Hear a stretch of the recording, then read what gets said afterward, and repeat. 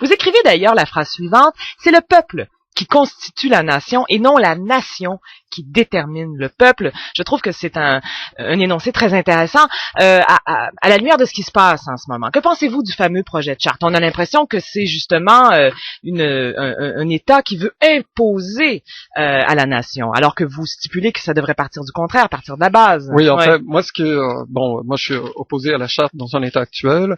Je suis tout à fait en faveur d'une certaine forme de laïcité. Ce qui me choque, bon, je n'en parle pas dans le livre parce que je n'ai pas pu en parler à l'époque. Vous en parlez rapidement quand même, le projet existait. Le projet existait. Ouais. Vous liez d'ailleurs au projet des cours d'histoire obligatoires. Voilà, c'est ça. Pour moi, c'était, bon, il y avait quelque chose dans l'air, mais je ne tenais pas à entrer dans ce débat parce que d'une part, je pense que ce débat est complètement instrumentalisé. Je pense que c'est quelque chose que le Parti québécois joue un jeu extrêmement dangereux, mais ça, nous pourrons en parler à d'autres moments. Mais aussi, c'est que on suppose qu'il s'agit véritablement de quelque chose comme d'un projet commun. On veut associer ça, par exemple, à des valeurs québécoises, donc à une entité collective. Et là encore, je trouve, mais pour d'autres raisons, que on confond le groupe et les partis qu'il compose. Alors que pour moi, le groupe, c'est d'abord et avant tout des interactions. Ce n'est pas une entité homogène qui flotterait au-dessus de nos têtes et qui nous caractériserait, qui nous déterminerait. Non, en fait, le groupe, c'est nous qui le déterminons, comme par exemple pour les institutions. Et ça fait de vous un défenseur d'un certain pluralisme, est-ce qu'on peut utiliser ce mot-là? Tout à fait. Ça, je me situe vraiment dans cette lignée. C'est pour ça que, par exemple, très souvent, le mot libéral en français est mal compris. Le libéralisme, d'abord et avant tout, ce que ça signifie, c'est la défense des libertés individuelles. Ce que j'ajoute au programme libéral, d'où ma référence à la solidarité et à l'idée d'être de gauche, c'est que pour moi, il ne peut pas simplement y avoir des libertés de droit ou des libertés civiques. Celles-ci s'accompagnent de droits sociaux, d'où la référence à un projet égalitariste. Oui. Il n'y a pas d'égalitarisme, si vous voulez, en termes démocratiques, s'il n'y a pas d'égalitarisme sous la forme d'un certain type de justice sociale.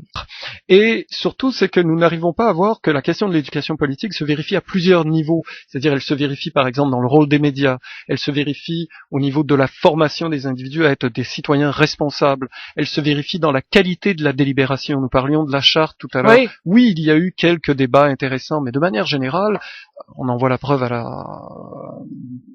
dans l'arène représentative, le débat, est plutôt faible. Lorsqu'on en est un débat qui mise sur les artifices du spectacle. Tout à fait.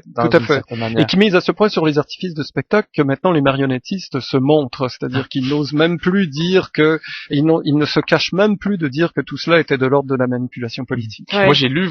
Par rapport à la mondialisation, là, moi j'aurais tendance à dire, là peut-être que nous allons diverger d'opinion, moi j'aurais tendance à dire que ma véritable question, la véritable préoccupation qui est la mienne, c'est de faire en sorte qu'il n'y ait pas d'exclusion.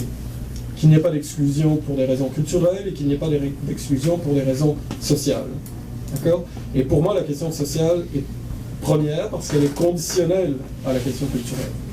C'est-à-dire, c'est plutôt l'inverse. C'est-à-dire que c'est à partir du moment où il y a une exclusion sociale que nous avons de bonnes raisons de croire des replis, par exemple des replis identitaires, qui font en sorte qu'il n'y a pas de possibilité de communication entre les individus.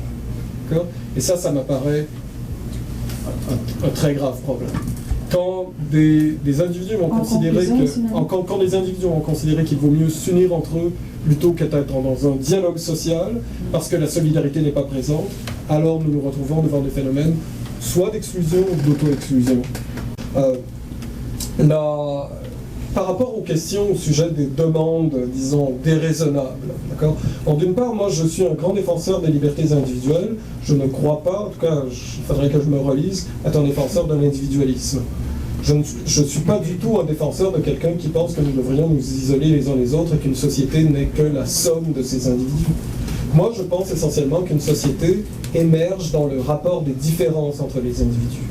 Qu'elle émerge justement que lorsque les individus se mettent ensemble, c'est précisément non pas pour faire taire leurs différences, mais pour rendre possibles les différences. D'accord ? Donc il y a solidarité, il y a véritablement échange entre les individus, mais ces individus, ça ne veut pas dire qu'ils sont isolés les uns des autres. Parce que le meilleur moyen de faire disparaître les individus, c'est de les isoler les uns des autres.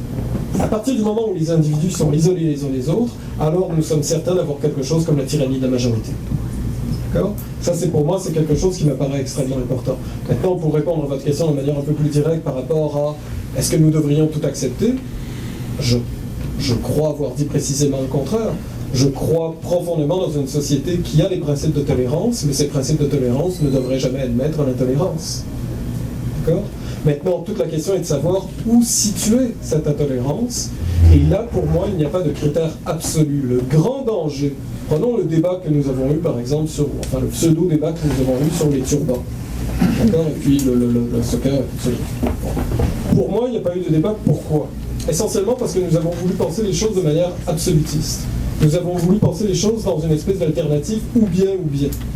Il n'y a aucun enjeu social de cet ordre qui peut être pensé de manière absolutiste. Ce que nous voulons essentiellement, c'est de trouver un scénario qui soit le plus, disons, acceptable pour l'ensemble des parties prenantes. D'accord ? Pour moi, le grand danger, c'est lorsque nous pensons les choses de manière dans une alternative ou bien, et où il y aurait quelque chose comme le mal et le bien, ou le juste et l'injuste. Si nous pensons dans une perspective qui est la mienne, de celle de réfléchir en termes d'injustice ou de tendre vers la justice, alors ce n'est toujours que de manière progressive. D'accord ? Donc il n'y a pas de situation, il n'y a rien qui nous permet de dire que par exemple toutes les situations s'égalent et qu'à partir du moment où nous aurions quelque chose comme une charte de la laïcité par exemple, nous pourrions résoudre l'ensemble des problèmes. Il y aurait là aussi des cas par cas. D'accord ? Et ce serait très dangereux, je serais très inquiet et je serais le premier à m'opposer à une société qui prétendrait par le décret d'une charte régler l'ensemble des problèmes où il n'y aurait plus la possibilité qu'il y ait quelque chose comme par exemple des accommodements ou des arrangements lorsque cela apparaît nécessaire.